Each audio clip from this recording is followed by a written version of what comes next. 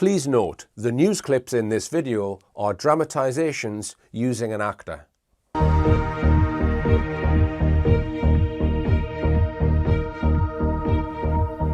The UK government will soon be introducing fundamental changes in how money works. The changes are being planned by central banks around the world, including the UK's central bank, the Bank of England. These changes, once introduced, will affect everyone.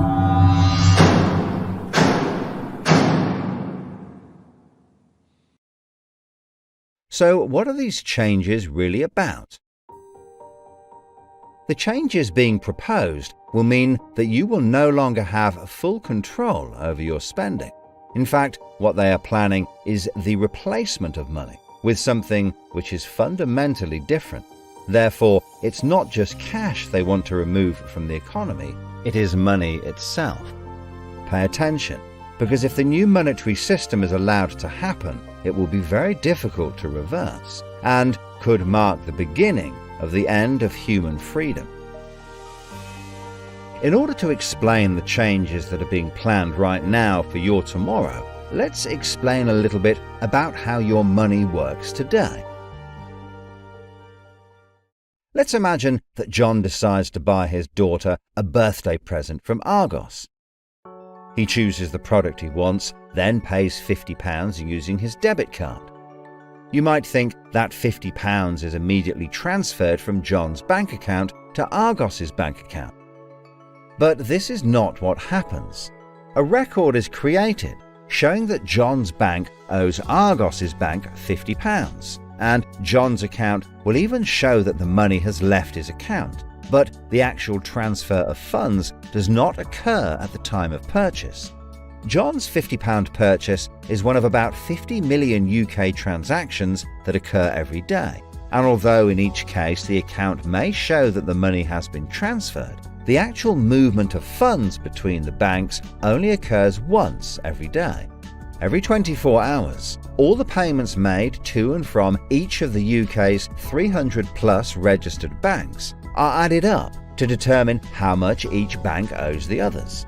The Bank of England, which is the central bank that all other banks in the system are connected with, derives the total amount that each bank owes and is owed for that day. The Bank of England then intermediates and exchanges funds between all the other banks. So the Bank of England does not know anything about John or the £50 he spent on his daughter.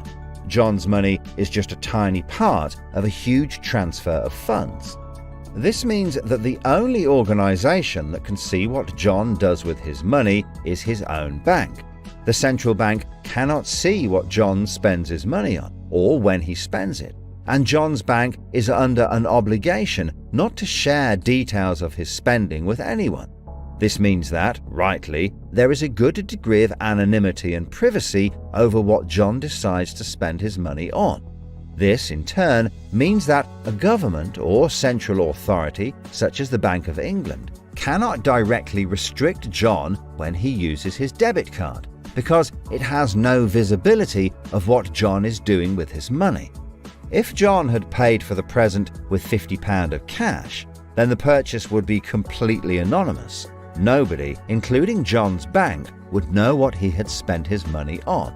So, cash transactions are truly anonymous, and debit card transactions have a high degree of anonymity because only your bank can know about them. So, what is this new system? The name of the new system is called Central Bank Digital Currency, or CBDC. It sometimes has other names, such as smart money. Here's how it works. Let's imagine that John, again, decides to buy his daughter a birthday present from Argos.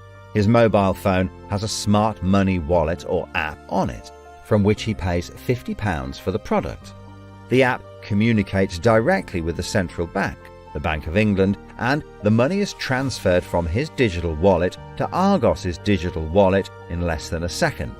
The transfer of funds occurs at the time of purchase, and the transaction is recorded and approved by a centralized computer system on a centralized blockchain. A blockchain is a special computer program that records information very reliably and cannot be amended.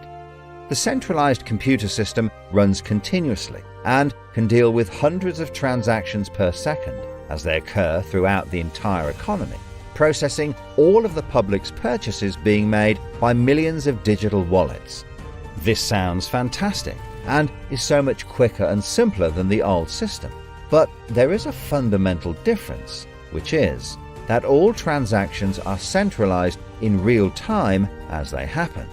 In other words, one system will be able to know about every single digital transaction in the economy as the transactions occur. This is the critical difference with the new digital monetary system that everyone needs to be aware of. All transactions are centralised in real time as they happen. The people who are planning this new system have made it clear that it would be useful, in their eyes, to use artificial intelligence algorithms in real time to block certain public transactions for a range of different reasons. So, what does this mean for John? Let's just say there is another lockdown and the government want to stop the public moving about the country. With this new system, they could introduce a simple change. That would mean John's wallet would only work if he was located within a certain distance of his own home. Argos is 2 miles from John's house, and he decides to go and buy his daughter a birthday present. He attempts to pay £50 for the product with the app. The app communicates directly with the Bank of England's computer system, and the system rejects John's payment before it is made, because the system knows that John is 2 miles from his own home, and John's wallet has been limited to spending within just 1 mile. John cannot now buy anything unless he moves closer to his own home. His money is now useless if he wants to go anywhere. Why doesn't John just use cash? That would be a good solution for John as long as cash is still in use. So, how might this new system be introduced? The Prime Minister called an emergency meeting today to discuss the unprecedented slide into economic recession in the UK and global economies. Inflation is out of control, and high interest rates are causing thousands of house repossessions. All cash points and over-the-counter cash services are now frozen, and millions of people face losing their life savings as a number of high street banks are declared insolvent. The government and the Bank of England are accelerating the introduction of a new central bank digital currency, which all bank customers in the UK will be able to receive in exchange for their existing money, which in many cases is now unobtainable from their bank accounts. The government say that the new digital money will help the economy recover from recession and will be used to bail out public and corporate money currently held in millions of bank accounts by banks that are at the point of collapse.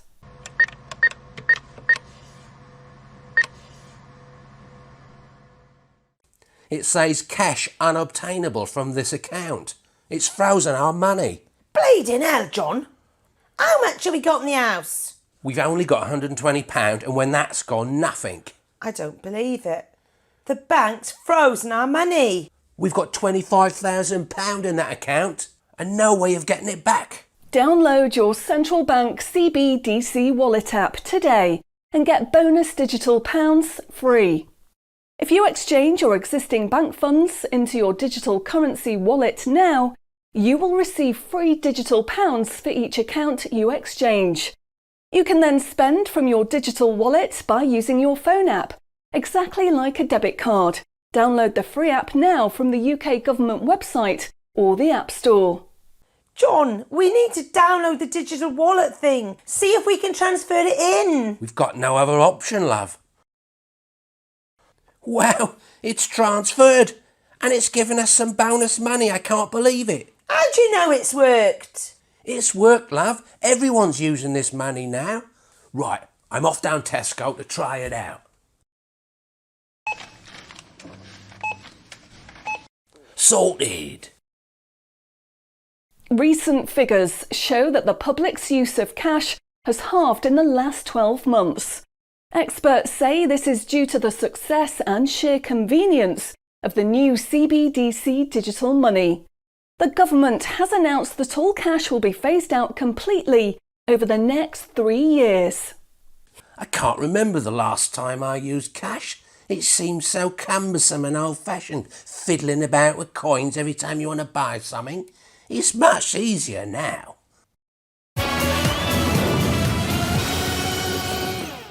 Have you seen the remote control, love?